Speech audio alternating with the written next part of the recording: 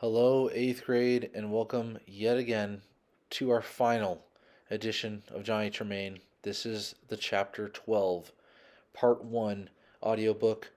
Chapter 12 is titled A Man Can Stand Up, and it begins on page 281 in the Blue Book.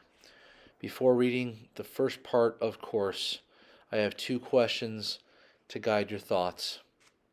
Number one, how does Johnny manage to sneak across the Charles? That would be the Charles River.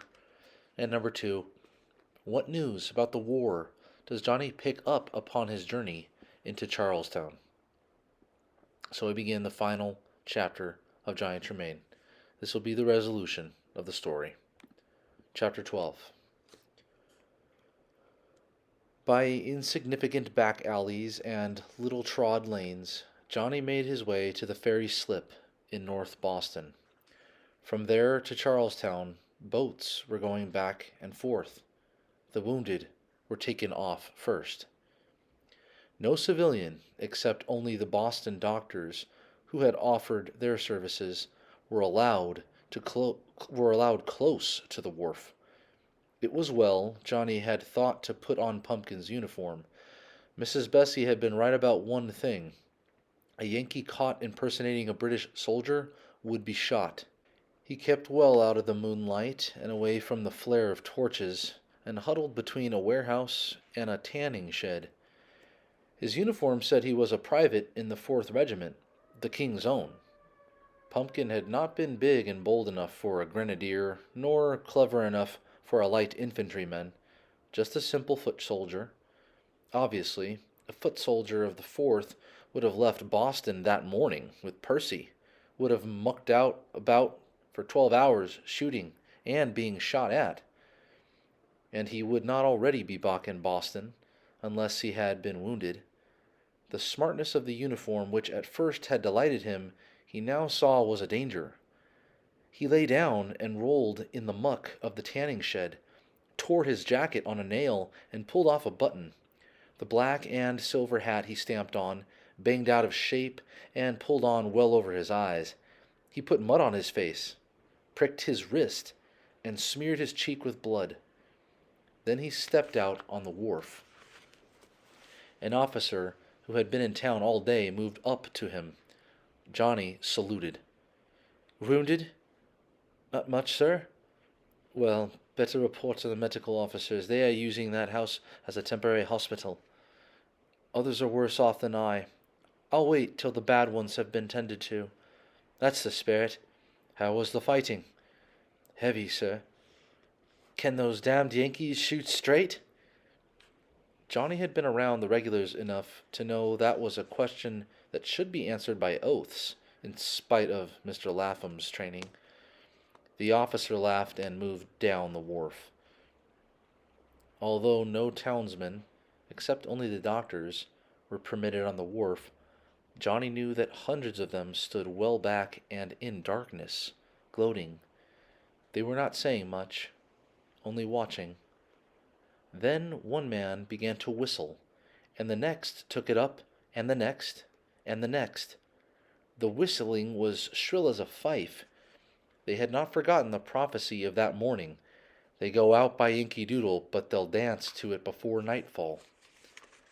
Yankee Doodle filled the darkness, as the eerie shrilling of the hylas fill black swamps in spring. 4 more boats were coming in. Johnny dared move out onto the wharf, but he still kept well in shadow. More wounded. Could these be the very men who had started out so confidently? Bedraggled, dirty, torn uniforms, torn flesh, lost equipment, faces ghastly with fatigue and pain. Some were twisting and crying out. The first 2 boats were filled with privates. They had been packed in, and now were being tossed ashore like so much cordwood. Most of them were pathetically good and patient, but he saw an officer strike a man who was screaming. Johnny's hand clenched. It is just as James Otis said, he thought. We are fighting partly for just that. Because a man is a private is no reason he should be treated like a cordwood. The third boat was moving in, with a creak of oarlocks, and he heard an exclamation. "Colonel Smith!" There were only 2 wounded in this boat, for both were officers. Getting the fat colonel up and off the bottom of the dory was heavy work. He was rolled upon a stretcher and carried to the hospital. He had been shot through the leg. Johnny had never seen Colonel Smith, except when he was rosy with good brandy, pompous with pride in himself and the men he commanded.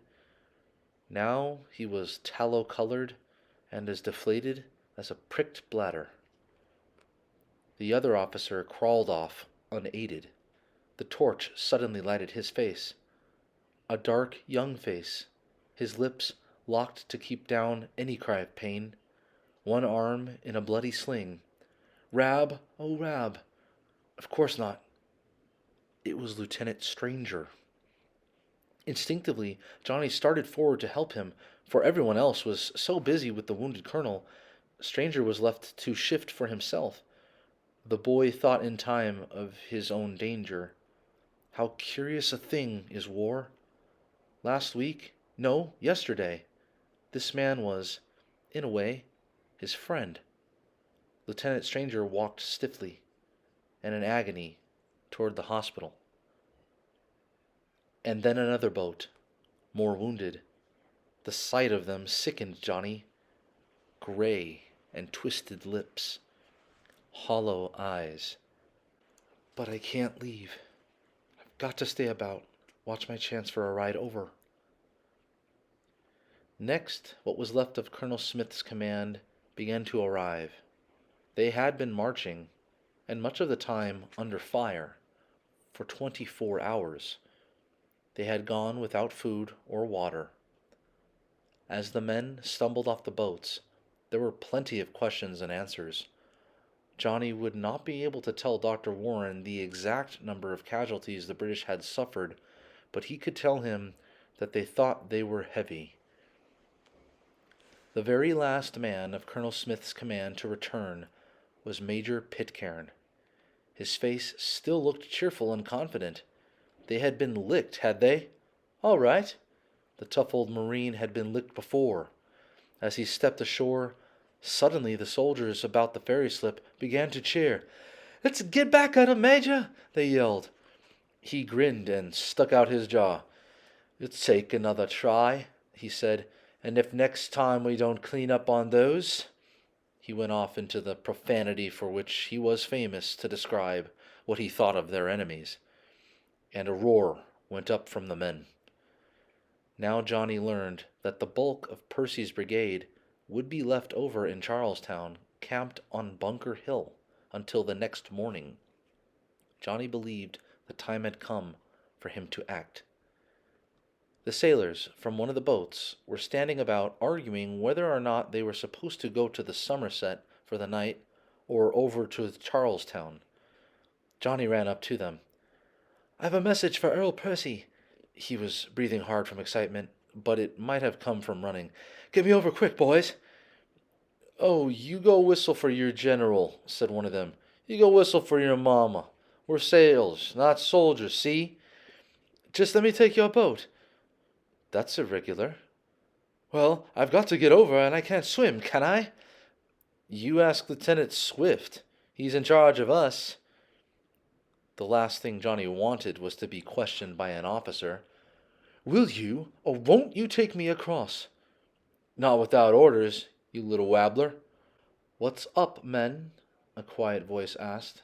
The sailors saluted. "This here baby boy says he's got a message for Earl Percy. He wants us to row him over." "Then you will do so." "Aye, aye, sir." Nobody had asked to see Johnny's letter. Johnny was rowed across and landed at a wharf in Charlestown. Quickly, he slipped up a cobbled street, turned into a garden, stripped off his uniform and hung it on a clothesline. He found a pump and washed his face. Although past midnight, lights showed in all but the abandoned houses. The people of Charlestown were in a panic. They dared not go to bed with over 1,000 British soldiers suddenly camped upon them. Defeated soldiers whose mood might turn ugly. These soldiers only wanted to be let alone, allowed to sleep, but the inhabitants thought they might butcher them all. Johnny glanced in at 2 or 3 taverns. British officers were sleeping in chairs, on benches, on the floors, but he remembered that one of the tavern keepers was a prominent son of liberty. There he tiptoed in among the sleeping guests, found a 9-year-old girl servant hidden behind a flour barrel in the pantry, and got her to lead him to the summer house where the tavern keeper and his wife had moved for the night. From the tavern keeper he learned for the first time what had happened after the skirmish at Lexington. Colonel Smith had indeed marched on to Concord, possessed the town, destroyed such military stores as had not yet been hidden, and there had been another skirmish. You might even call it a battle at North Bridge. But from everywhere, all about, had come the Minutemen. Obviously, Smith had been a little afraid of leaving the safety of the village. He would wait where he was for the reinforcements he had sent for, even before Lexington. But Percy did not come, and did not come. Every moment more and more Minutemen were arriving, surrounding the village. At noon, Smith had decided to try to take his men back. He dared wait no longer. Then the shooting began. The Minutemen, from behind stone walls and barns, trees, bushes, had opened fire. Beaten and bloody, almost in a panic, Colonel Smith's troops struggled through to Lexington. Not until then did Percy's reserves arrive. If they had not come, every one of Smith's command would have been killed. And from Lexington the British had drawn back to Menotomy, and from there the wounded Scarlet Dragon had crawled over Charlestown Common, crossed into safety at Charlestown Neck, and were covered by the Somerset's guns. And here they were. They had been badly beaten. What of Dr. Warren? He had been everywhere, one moment fighting and dressing the wounds, the next. He had fought like a wildcat, but the innkeeper had no idea where he was now. He didn't get hurt. I told he had a lock of hair shot away. He came that close to death. Have you, by any chance, heard how it fared with the men of Lexington? I believe 7 or 8 of them were killed in that first volley. Do you know their names? No, but by the time the British got back to Lexington from Concord, the Lexington men were ready for them, and they fit 'em and harried 'em all the way to Charlestown.